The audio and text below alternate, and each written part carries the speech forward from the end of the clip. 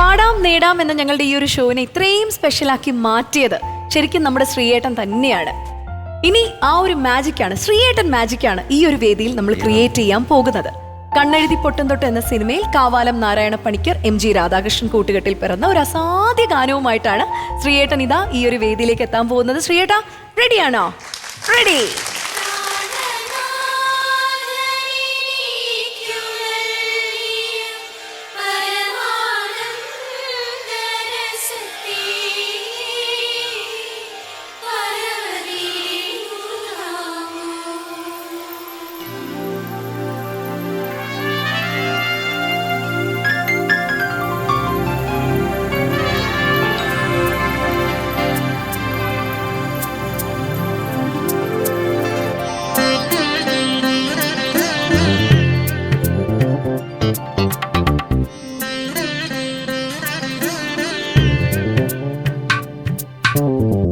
ഹരിചന്ദന മലരിലെ മധുവായി ഹരമിളകും മൃഗമദലയമായി മാറിലിടയും മാരകേളി ലാലസാവേഗം നീലനിലാക്കുളിരിലുലാവും നെയ്യാമ്പൽ പൂങ്കനവായി നീ നിന്തളങ്ങൾ കൺതുറക്കെ കാമനുണർന്നല്ലോ.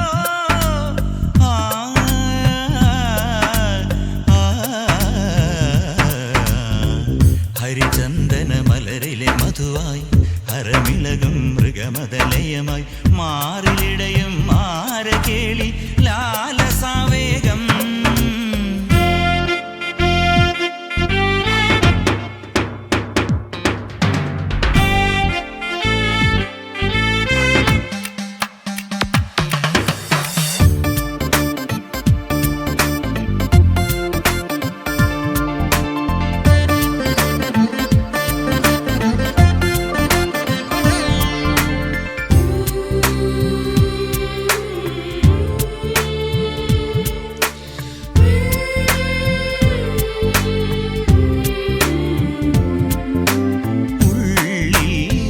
കലികൊള്ളും മിന്നലോ കടമിഴിയിൽ വീശുമഴ കാണോ വിങ്ങുമലിവാണോ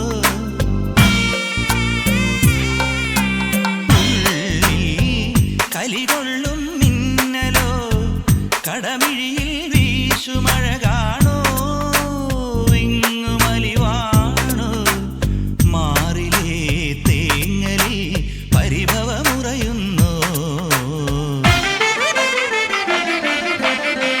ഹരിചന്ദന മലരിലെ മധുവായി ഹരമിളകും മൃഗമദലയമായി മാറിലിടയും മാരകേളി ലാലസാവേഗം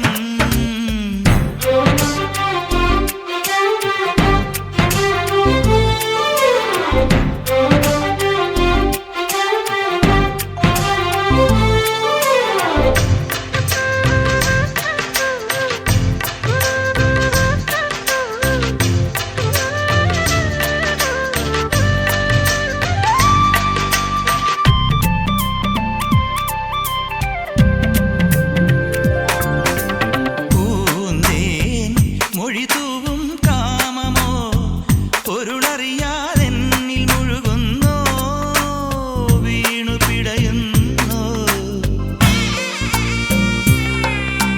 പൂന്തേൻ മൊഴിതൂവും കാമമോ പൊരുളറിയാതെന്നിൽ മുഴുകുന്നോ വീണു പിടയുന്നോ.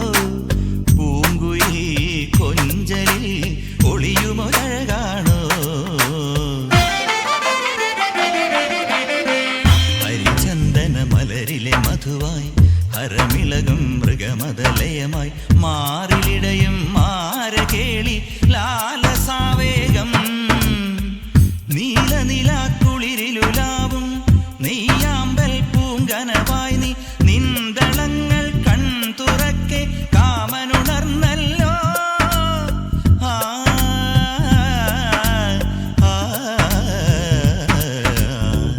ഹരിചന്ദന മലരിലെ മധുവായി ഹരമിളകും മൃഗമദലയമായി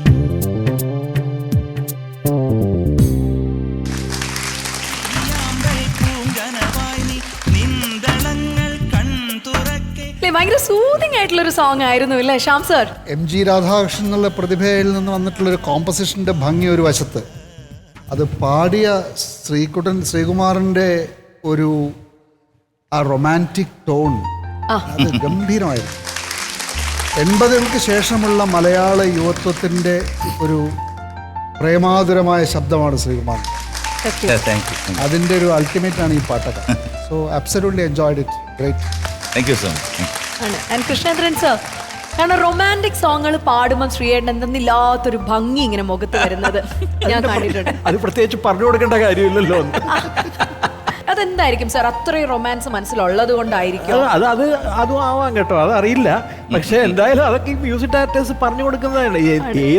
ഏത് പാട്ടുകാരനായാലും ആ സംഗീത സംവിധായകൻ പറഞ്ഞു കൊടുക്കുന്ന മൂഡിലേക്ക് വരിക എന്നുള്ളതാണല്ലോ അത് ഏറ്റവും കൂടുതൽ കാര്യമായിട്ട് ചെയ്യുന്നു. കാര്യം പറയുന്നില്ല കൃഷ്ണേന്ദ്രൻ. മീര ഉദ്ദേശിക്കുന്ന കാര്യം എന്താണെന്ന് എനിക്ക് മനസ്സിലായില്ല എന്നുള്ളതാണ്. ഇങ്ങനെയാണ്, ശ്രീകുട്ടേട്ടന്റെ വൈഫിനെ കണ്ടിട്ടുണ്ടോ? അതെ, അതുപോലെ എങ്ങോട്ടൊക്കെയാ പോകുന്നത്? ഒരു പാട്ട് മര്യാദക്ക് പാടിയിട്ട് നിൽക്കുമ്പോഴത്തേക്ക് ഈരയ്ക്ക് അറിയേണ്ട ഇത്രയും ഇതെങ്ങനെയാണ് പറ്റുന്നത്, അത് ഭാവം എങ്ങനെയാണ്, അത് ഉള്ളിൽ പ്രേമമുണ്ടോ, അതൊക്കെ കൃഷ്ണേന്ദ്രൻ മര്യാദക്ക് കുറച്ച് പറഞ്ഞപ്പോഴത്തേക്ക് അവിടെ നിന്ന് മാറി തിരിച്ച് റൂട്ട് മാറി ജീവിക്കാൻ സമ്മതിക്കില്ല അല്ലേ ശ്രീകുട്ട? ഇതെന്ന് അല്ലെ പിന്നെ ഞാൻ ഹരിചന്ദൻ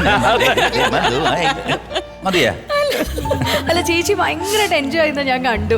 ശരിക്കും അല്ലേ? ഡെഫിനറ്റ്ലി. അതായത് ഇപ്പൊ എന്റെ തലമുറയിലുള്ള ആൾക്കാർക്ക് ഉള്ള ഒരു ഡെഫിനറ്റ്ലി ഐക്കോൺ ആണ് ശ്രീകുട്ടേട്ടൻ. ഇത് ഈ പാട്ട് ഒരുപാട് കോമ്പറ്റീഷൻസിൽ പലരും പാടുന്നുണ്ട്. അതിനകത്ത് ചില സംഗതികളുണ്ട്, കാരണം ഭാവവും സംഗതിയും കൂടെ ചേർന്ന് വരുന്ന ചില സ്ഥലങ്ങളുണ്ട്.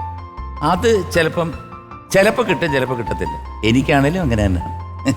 എനിക്ക് ശ്രീകുട്ടനെ കുറിച്ച് ചോദിക്കുകയാണെങ്കിൽ എക്സ്പ്രഷന്റെ കാര്യത്തിൽ ഒന്നും അങ്ങോട്ട് പറഞ്ഞു കൊടുക്കേണ്ട കാര്യമില്ല ശ്രീകുട്ടന്. ഞാൻ ഒരിക്കലും ഒരു പാട്ടും ശ്രീകുട്ടന് ഭാവം വേണമെന്ന് ഞാൻ പറഞ്ഞിട്ടേ ഇല്ല. അത് ആ വരികളിലും ആ സംഗീതത്തിലും അല്ലെങ്കിൽ ആ പാട്ടിലുണ്ടാവും, അതിൻ്റെ ഘടനയിലുണ്ടാവും. അത് കൃത്യമായിട്ട് ഇങ്ങോട്ട് വന്നിരിക്കും. പലപ്പോഴും ഞാൻ അത് ശ്രദ്ധിക്കാണ്ട് പോയെങ്കിൽ തന്നെ പിന്നെ കേൾക്കും, ഓ ഇവിടെ എത്ര മനോഹരമായിട്ട് പാടിയിരിക്കുന്നു. പല പഴയ പാട്ടുകൾ ശ്രീകുട്ടൻ പാടിയതിപ്പോൾ കേൾക്കുമ്പോഴാണ് എന്തൊരു എക്സ്പ്രഷനാണ് അത്. വേറെ ആര് പാടിയാലും അത് അത്ര നന്നാവില്ല എന്ന് തോന്നിപ്പിക്കുന്ന രീതിയിൽ പാടുന്ന ഒരു ശ്രീകുട്ടനല്ലേ ഇത്. അതിനെക്കുറിച്ചിട്ട് അത് ഏത് ഭാവമാണെന്നുള്ളത് ഇവർക്ക് മനസ്സിലാവാത്തതിൻ്റെ ഒരു ചെറിയ പ്രശ്നമുണ്ട്. അതുകൊണ്ടാണ് എവിടെ നിന്നാണ് ഈ ഭാവം വരുന്നത്. ഈ ഭാവത്തിന്റെ പേര് ശൃംഗാരം എന്നാണ് കാവാലൻ സാർ എനിക്ക് പറഞ്ഞു. ഇത്രേ പറഞ്ഞുള്ളൂ. പക്ഷെ അദ്ദേഹത്തിന് ശൃംഗരിച്ച് കാണിക്കാൻ പറ്റത്തില്ല. ഞാൻ പാട്ടിലൂടെ കാണിക്കണം. അത് രാജീവ് കുമാറിന് ഇഷ്ടപ്പെടണം, എന്റെ ചേട്ടന് ഇഷ്ടപ്പെടണം. അങ്ങനെ ഒരുപാട് ഫാക്ടേഴ്സ് ഉണ്ട് ഒരു സിനിമയിൽ. സൂപ്പർ. ഈ ഒരു കൈയടി കൊടുത്തുകൊണ്ട് തന്നെ ശ്രീയേട്ടനെ വീണ്ടും പാനലിലേക്ക് ഞങ്ങൾ ഇതാ ക്ഷണിക്കുകയാണ്. Thank you so much ശ്രീയേട്ടാ.